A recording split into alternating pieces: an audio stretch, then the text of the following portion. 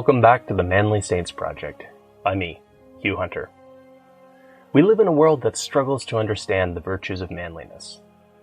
Our culture doesn't provide young men, or any men for that matter, with a lot of positive male role models. When I became a Catholic, I wanted to show how the saints could be manly role models for us. My weekly exploration of manly saints became the Manly Saints Project. If you enjoy my work, please consider signing up and supporting me on Substack, or click the links in the show notes to buy me a beer. Now, let's meet this week's Manly Saint.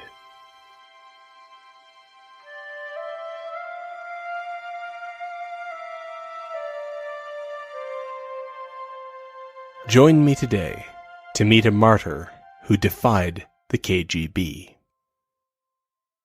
Name: Prince Vladimir Ghika, sometimes spelled with a C and sometimes with a K. Life: 1873 to 1954. Status: Blessed. Feast: May 16th. The year was 1957, and there were still a few hours until dawn. The Romanian political prisoner was waiting for the morning. Prisoners at this prison were put to work, and the day before, a sheet of metal had fallen and crushed one of his hands. The doctor had taken one look and made his diagnosis. The hand would need to be amputated. But the man was only a prisoner, so the doctor was not going to amputate outside of business hours. The man had been sent back to prison for the night to endure the pain of his hand until morning. And as he waited, he suddenly had the impression that he was not alone. He looked over and saw a man he had known before they were both arrested by the communists. He was a small man, with a mane of white hair and a long beard. It was Monsignor Vladimir Ghika. And that was a little bit surprising, since Vladimir Ghika had been martyred 3 years earlier. The international adventure that was the life of Vladimir Ghika had begun when he was born on Christmas Day, 1873, in Constantinople, modern Istanbul, in Turkey. Vladimir Ghika was a prince, although his family no longer actually ruled anything. His grandfather had been the last prince of Moldavia, ruling the region of the east of modern Romania, modern Moldova, and some parts of modern Ukraine. The people who had come together in the new nation of Romania had long been ruled by the Ottoman Turks.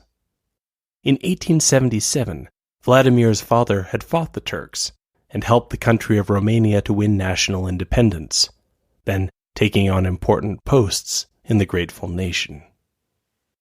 Meanwhile, Vladimir and his siblings were educated as befitted princes, which is to say, they received an international education. Vladimir's mother took her children to Paris. In Paris, Vladimir's personality began to develop. He wasn't a very large man. He wasn't very healthy. He would struggle with various health problems his whole life, including brutal migraines that often kept him from sleeping at all through the night. But these problems did not slow him down. Vladimir was a man of tremendous energy, and he showed it in his studies, easily absorbing languages and history, and developing a talent for drawing. He also began to grow more and more interested in questions of faith. Vladimir's family was Orthodox, yet the more he thought and read, the more Vladimir felt drawn to Catholicism. He didn't feel he was giving up the tradition in which he had been raised, so much as he was bringing it to its final conclusion. Now, since the Ghikas were princes, their status gave them access to power. Vladimir's brother entered the diplomatic service. Vladimir was less sure about his own destiny. He knew he wanted it to include the church. He went to Rome to study philosophy and theology, graduating with a doctorate in theology. but when he looked into becoming a priest, he was turned away. If he was going to be a layman, Ghika could still devote himself to charitable works. He organized and built a hospital staffed by nuns in Bucharest. It turned out that he had built it just in time for the Balkan Wars that preceded World War I. Ghika went to work in the hospital that he had built, working with such a ferocious focus that the King of Romania recognized his efforts with a military decoration. During the First World War, Ghika worked as a diplomat. He found that the role suited him. He spoke many languages, and as a prince, he could move effortlessly in the most elite circles. After the war, he became Romania's envoy to the Vatican. But Vladimir Ghika still felt drawn to the priesthood. He was now 50 years old, and at 50, he finally became a priest. That was when his life became much more complicated. Father Ghika was an unusual priest because he so well understood the Orthodox world. He was given the faculties to celebrate both the Latin rite and also the Byzantine rite, making him a sort of ambassador to the East. But the Church soon realized the potential of Father Ghika. As an aristocrat, he was used to command. Ghika had proven that he could build complex things, like his hospital. He picked up languages easily, and he had a diplomat's ability to work with difficult people. The Church put him to work. Father Ghika was sent to Paris to build up a parish church. The Carmelites needed help setting up in Japan, and he went to work with them there. In his off hours, he befriended the intellectuals of Paris, including Jacques Maritain, who reintroduced the world to the philosophy of St. Thomas Aquinas in his Neo-Thomism. Ghika liked to meet the Maritains when he could, but he was so often on the move. He would be sent to help in Buenos Aires and Manila. He traveled to China, Australia, and the Congo. Father Vladimir Ghika was not looking for any promotions, but the Pope was taking note. Much to Ghika's distress, the Pope appointed him as apostolic protonotary, so that he was now Monsignor Ghika. It was during these years of work that reports of mysticism and miracles began to be associated with Father Ghika. My favorite story is from one of his first trips to Japan, where he was invited to meet with the Emperor Hirohito. As the two men spoke, some impulse made the Emperor tell Ghika about the thing that was weighing on him. He had no son, and he was wondering whether he would ever have one. Ghika gravely told the Emperor that he would pray for him. And then, completely breaking protocol, Ghika stepped toward the Emperor, drew the sign of the cross on his forehead, and blessed him. There was a shocked silence in the room, the only sound being the Imperial Guard drawing their katanas. But the Emperor raised his hand and calmed the situation. And as it happened, 9 months later, the future Emperor Akihito was born. As the 1930s passed, the world prepared to go to war once again. When the Second World War broke out, Monsignor Ghika returned to Romania. He felt he was needed there. After initial uncertainty, Romania decided to join the Axis powers, throwing everything they had at the Eastern Front in the hope of keeping the communists at bay. It would not be enough.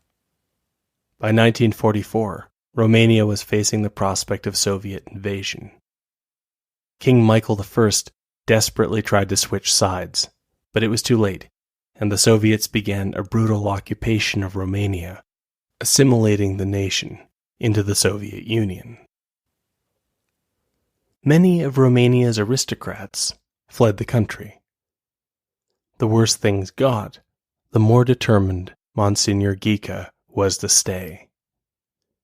He had been working in his hospital through the war. Now it seemed to him that his people needed him more than ever. Soon after the war, there was a famine in Moldavia.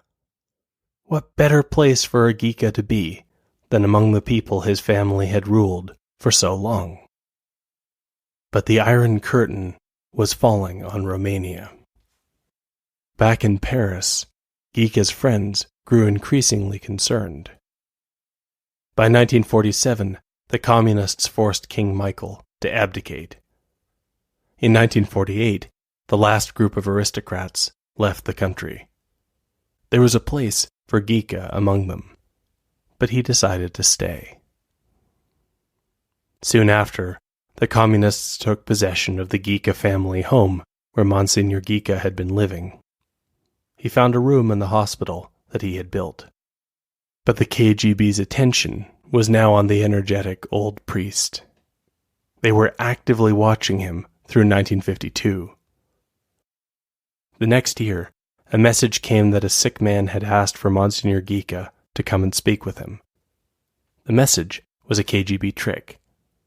As the old priest walked to the appointment, a dark van pulled up beside him, and he was bundled into it, taken away as a prisoner of the KGB. The KGB wanted Ghika to sign a statement that said he was an agent of the Vatican.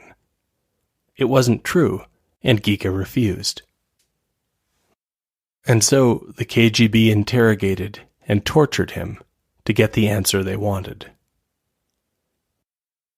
Only a few years earlier, in England, George Orwell had grown disillusioned with the Soviet Union and had published his book about totalitarianism, 1984.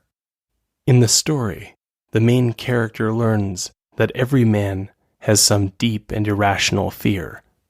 For the main character, it is a fear of rats. The main character is broken by his fear and learns to love Big Brother. And Orwell's dark suggestion was that the totalitarian state could use the psychology of fear to break anyone, no matter how good or strong he might be. The KGB's investigation had found out Vladimir Ghika's secret fear. Ghika wasn't at all afraid of dying, but he was terrified of one particular way of dying. He had a deep, lifelong terror of being hanged. And so the KGB told Ghika that if he did not sign the document, they would hang him.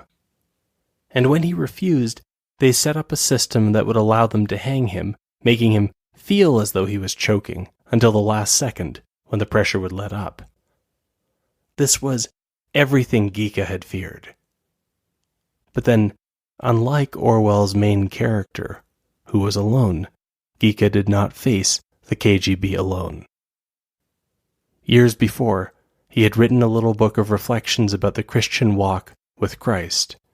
One of them read, "I'm confident in you, just not in me. My only way to be confident in myself is to be grounded enough in you."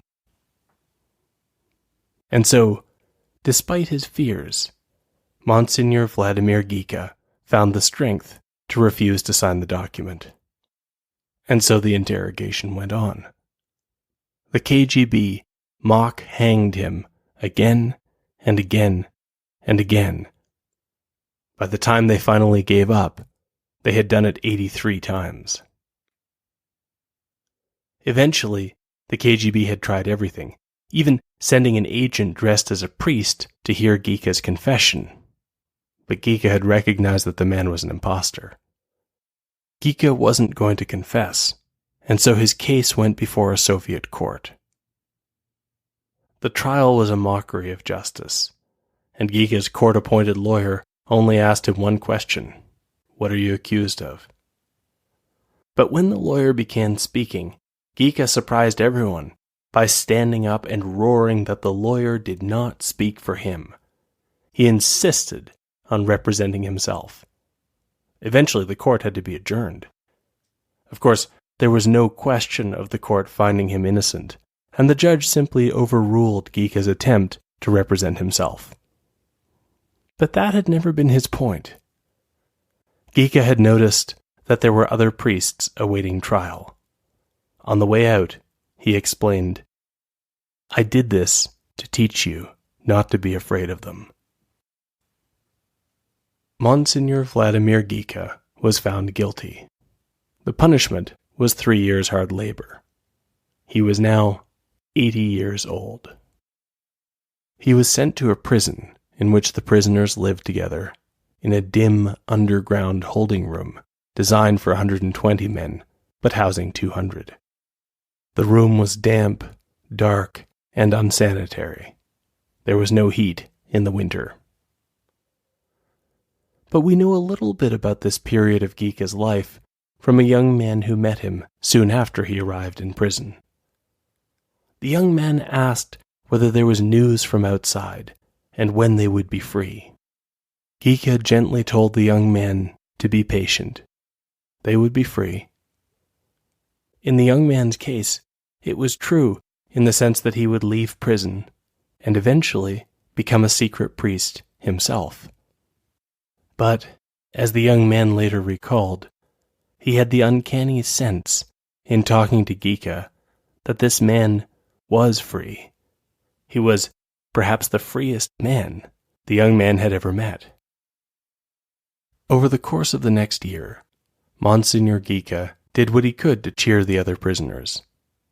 He had traveled more than most. Now he would help prisoners pass the time by telling them about the Congo, about Japan, about China, about Australia. But the prison conditions were taking their toll on his health. Like many saints, he saw death coming. Years before, he had written a short reflection. The time we spend in prayer is borrowed eternity. In his last days, his only interest was prayer.